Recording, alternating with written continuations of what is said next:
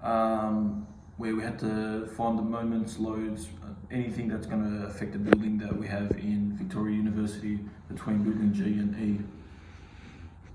Phase one. Phase one of the unit was to start off by forming groups of 3 and go and hand measure the bridges, every pretty much square inch of it, and figure out exact measurements over a couple of times to find any uncertainties in the measurements.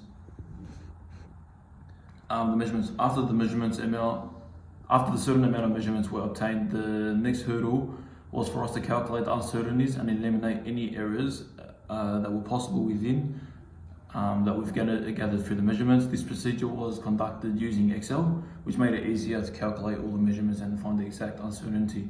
For these findings, it was correct that we had figured out the densities and the actual exact measurements of the bridge, which allowed us to go on with the other stages and find out the moments and forces of the bridge. Also in the video, it shows the uncertainties that we've got, the actual measurements that we've got, and a couple of measurements. Also part of phase one, we had to do an AutoCAD drawing, which was a bit of a difficult situation for our group, where none of us knew how to actually use AutoCAD, so we had to research and study up on it a bit. All measurements of the AutoCAD drawing were done to a 1:1 scale, which means if the width of it was 150mm, you typed in 150mm, so exact measurements are for exact drawing. It's just they're enlarged when they're put into the Word. For phase 2, this unit required us to find the dead load, live load forces and the pressure acting upon the bridge. To do that, we must reflect to our previous assignments through the measurements that we calculated in phase 1, which was the volume, length, width and height. The problem that needed to be solving is to calculate the magnitude and direction of the forces acting on the bridge.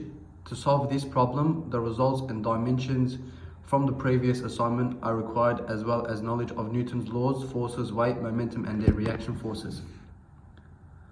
This is the results we found from the calculations we gathered from phase 1.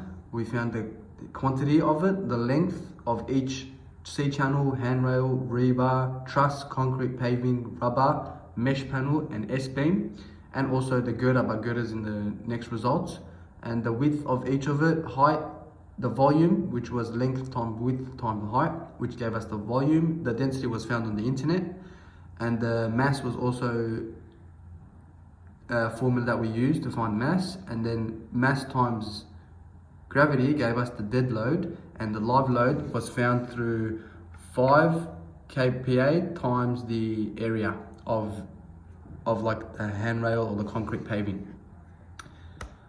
And this is the formulas that we found. So it was 5 times the length of the bridge, and then it gave us 107.2 kilonewtons for live load, and then the dead load was 62. So then them two together was 170 kilonewtons. And then to find the UDL, it was total load, which is 170 divided by 2, which gave us 85.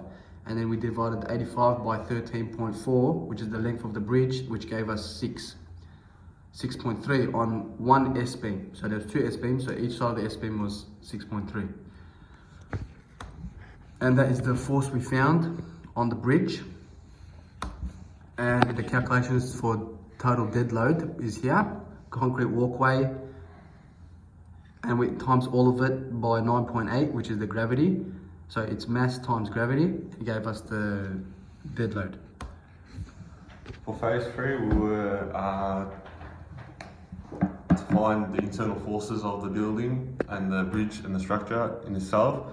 As you can see, we have the UDL of each S-beam, which equals to the total load divided by 2. So 85 kilonewtons per meter divided by 13.4 meters equals 6 kilonewtons on one S-beam. And also we had to find the shear forces. And the formula for the shear forces, as you can see, is the UDL times X equals to -6 times X plus reaction. And the reaction for point A for us was 33.42 newtons, and reaction for point B was 46.98 newtons. And also, as you can tell by our shear force graph, we've provided it very nice, and it's, you can see SkyVic Cloud Engineering software. And then we also had to calculate the bending moment. Our bending moment calculations were found by doing -3x to the power of 2 plus the reaction times x, and x is the distance. X is representing the distance, and also the first cut we found on the graph was -6.75 newtons per meter, and the second cut was -6.75 newtons per meter, and altogether they equal to -27 newtons per meter. And as you can see in our bending graph, it represents that. And Those are references. and that's our references.